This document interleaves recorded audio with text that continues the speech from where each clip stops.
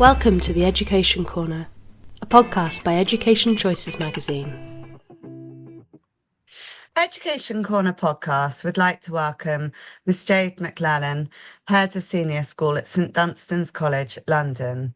St Dunstan's College is a co-educational school accepting students from nursery to sixth form. The school describes themselves as an ambitious, forward-thinking community that champions individuality through a broad, liberal and academically exciting education, whilst retaining historic and valued traditions. This is reflected in the school's community and experience, where pupils have the chance to take part in a broad offering of co-curricular activities and who excel, achieving first-rate exam results at all stages and going on to leading universities. Mrs. Jade McLellan became head of senior school at St Dunstan's this year and has been at the school since 2016 as assistant head and deputy head pastoral. It's a pleasure to have you on our podcast. Thank you so much for inviting me. Firstly, would you like to tell us a bit about your background and how you came to be head of senior school at St Dunstan's College? Well, I started off learning languages. I was really passionate about French, so I studied that at Oxford and at the Sorbonne in Paris. But after university, I wanted a complete break, so I didn't consider education at all. I went into public relations, but I find that life has a funny way of leading you back to your métier. I was doing public relations for the Department for Education and somehow realised that actually working in education itself was going to be the path for me. So went back to French, started off as a French teacher. I was in the state sector for just under a decade and then moved to the independent sector into senior leadership. And that's been a real privilege. I've been working at St Dunstan's for just over 8 years now and really enjoying having the best of both worlds, a down-to-earth, grounded school like all of the state schools I worked in before, but also the freedom, the opportunity that you get in an independent school, which is quite different. And could you tell us about the senior school admissions process and what you look for in prospective pupils? I imagine that that's all very much going on at the moment. It absolutely is. So the deadline for registration was last Friday. So we were very excited to see all of our applications come in. And really, we're not looking for one thing. And I think some independent schools maybe have more of a mind towards that. But we really look for diversity and variety in our students. We're not a very large independent school. We have 125 children in a year group. And so really, we want children who are all-rounders, who are happy to be in the drama production, but also be in the football team and just do a little bit of everything, really. So those tend to be the children who really enjoy the opportunities at St Dunstan's. And of course, we're a London day school. Independent schools are all very different, and our feel is the middle of the city, very kind of urban, diverse, connected to the community. And so people who see that as a real advantage tend to enjoy being at St Dunstan's as well. Do most students join the senior school from St Dunstan's junior school compared to those who join from other junior schools? No, not at all. So our junior school is somewhat smaller than us. So we only have about 50 children who progress from our junior school into our senior school. So we've got plenty of places available for everybody else who go through a 3-part admissions process with testing, with interviews and with observed lessons as well, so that we can really get a sense of the whole child through our admissions process. Do you want to tell me more about that specific admissions process? Yeah, so after registration, students come in and do the typical admissions tests. So the English, maths, verbal reasoning and non-verbal reasoning, that's all hosted by GL Assessment. But then after that, we're doing additional testing in maths and English. And we're also going and taking observed lessons. So the students get to come in and work with other prospective students, and we can really see what they're like. They can see what we're like, and we can see whether St Dunstan's education is the right fit for them. And then we have an interview where children can tell us a bit more about themselves. And I think these days children really have much more of a decision-making role in choosing their secondary school. So it's really important for them to be able to tell us about themselves and for them to be able to explore the school and help their parents make that decision. And in your head's welcome on the school's website, you describe St Dunstan's as a diverse and liberal community where we support students on individual journeys. How do you work to support students' individual needs whilst maintaining a strong school community? Yeah, it's a really interesting one because I think in the past there was very much a mentality in independent schools that you sent your child to a school in order to get a certain child out at the other end of it. And I think that really has changed now. I think the idea is that you encourage each child to fulfill their own potential, and that's going to look so different for everybody. So for some students, that's going to look like going to Oxford to read PPE, and for another student, that's going to be going to a music conservatoire to study jazz. And so you have to really find what is each child's spark and nurture that and be prepared to be open about that. And very importantly, not see one type of activity, one type of pursuit as better or worse than another. I think for us, the key thing is that children find something that they're passionate about. The school is academically selective, so everyone's coming in at a certain level. But after that, we really encourage children to diversify, to try a little bit of everything, and not to make decisions that narrow them down too early.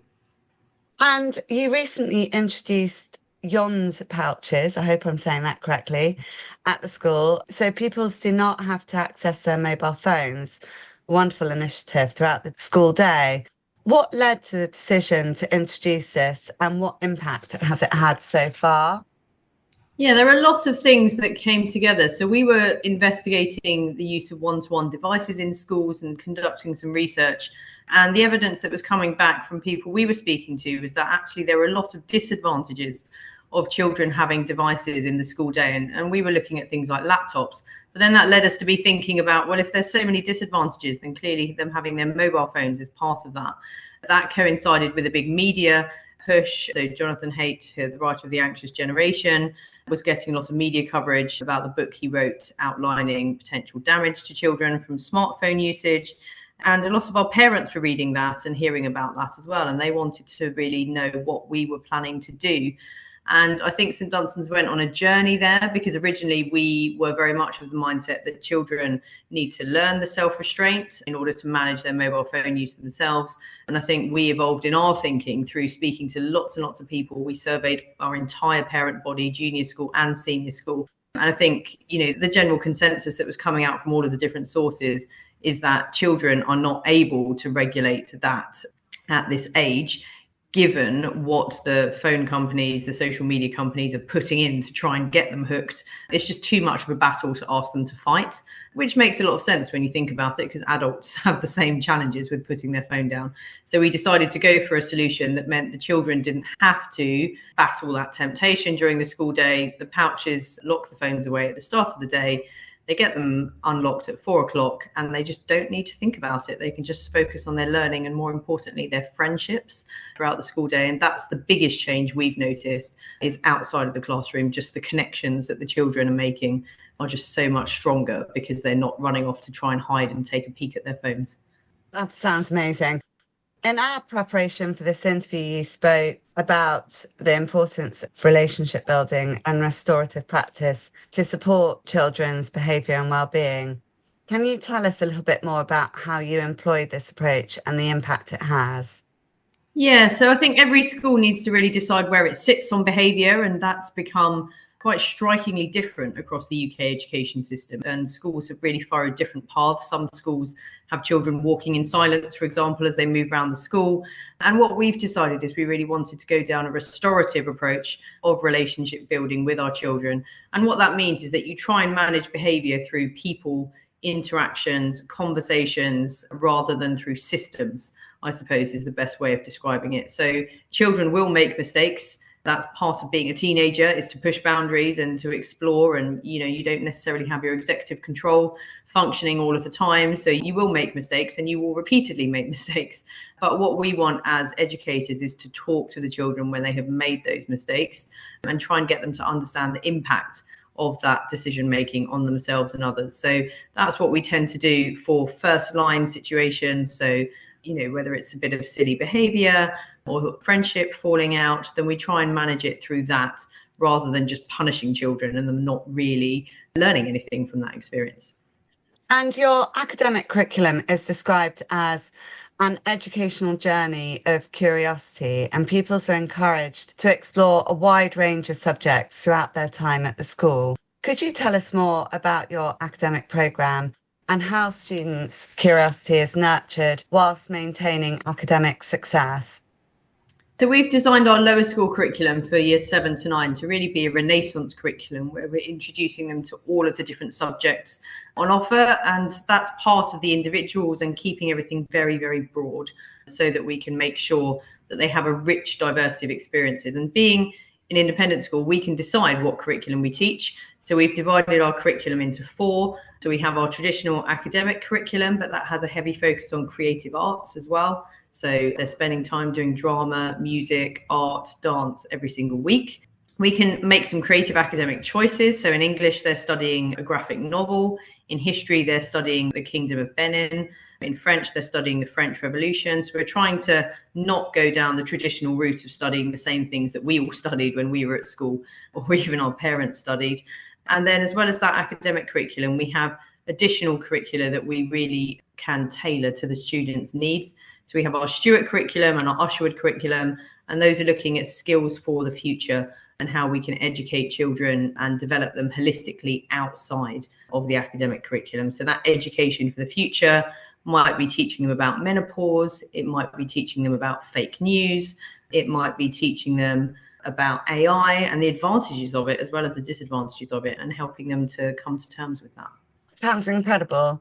And the school's founding ethos in 1888 was to provide a curriculum in advance of present time, and you still emphasise the importance of educating for the future. I know it's something I've spoken to Nick at length about. It's something he feels passionately about. How are you educating pupils for the future beyond St Dunstan's?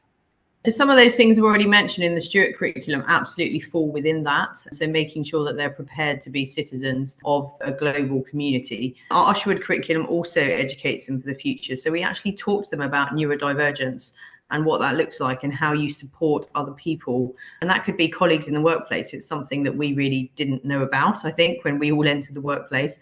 And we're making sure that students have those skills and understand that there are all different types of human beings with different perspectives, different ways of seeing the world. We also teach them about mental health and resilience, and we have explicit lessons on a Monday morning about that. And we're trying to teach them the skills that they will need for the future to have a happy and thriving life, because yes, they will need the academic subjects, the qualifications in order to get on to the next stage of education. Actually, when I think about educating children for the future, I'm thinking about how do we make sure they can find contentment in life, that when there are bumps in the road, when there are challenges, that they have the tools that they need in order to manage that. And so that's a key part of it for us. So, for example, we introduce them to mindfulness practice and to meditation. We introduce them to yoga. Is that going to suit everybody? No, probably not. But they get to try it. And then when they need to draw upon those skills in the future, they're familiar, they know what they are, and they can come back to those. Very much so. And in particular, in your sixth form, you offer the St Dunstan's diploma. I've spoken on the podcast about it before, which is described as it is designed to help sixth form students transition successfully to an adulthood, personal well-being and prosperity. Could you tell us more about this programme and how your students benefit from it? I mean, it all comes down to what sort of adult do you want, really. So we've divided our sixth form programme up into 3 sections, so knowledge, character and futures. And what we're trying to do is bring children on and develop them into adults in all of those areas. So knowledge is obviously quite heavily focused on their A levels, but the character and futures is really about preparing them to be citizens and to be successful. So that can take the shape of careers mentoring. So we offer one-to-one mentoring in terms of getting them into a career. It can be practical job skills. So we take a big group of children to train them to be baristas so that they can support themselves during university if they need to.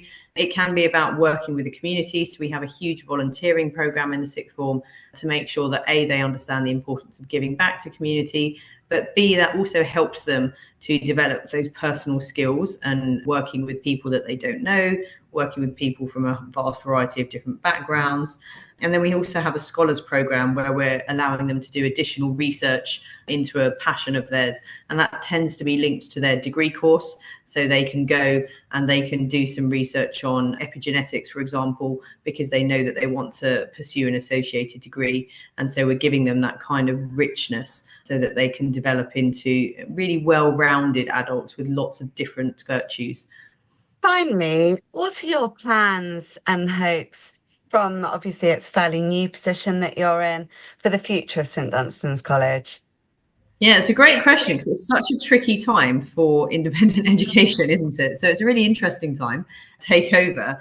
But I hope really that we can just continue to be recognised for what we do give back to the world. And I think at the moment, independent schools are being a little bit demonised. We go through phases of that in independent education. But as someone who's worked on both sides of the fence, actually, there's so much more that joins us than separates us. And I think actually our state school colleagues do tend to recognise that as well. So I would really like us to be recognised for being ambitious and forward thinking and continue that, for being part of the community, and not just for fulfilling charitable objectives because we have to, but actually because it's something that we believe in, that we want to have pupils who are compassionate, who understand that they're part of a community, that they need to give back to that community. And so I would like St Dunstan's to be recognised for that, but also for that to be an enjoyable experience for our students, for our parents, and for us in Lewisham. We're right in the middle of Lewisham, right on the South Circular. We occupy a prominent site. And so people feeling that we're part of that and enjoying that would be what I would hope for. Thank you so much, Jade, and it's lovely to meet you. And I'm very much hoping to come in very soon and see you all face to face. But I'm sure that that will give our parents a lovely insight into the new head of the senior school at St Dunstan's. Thank you so much, Chloe.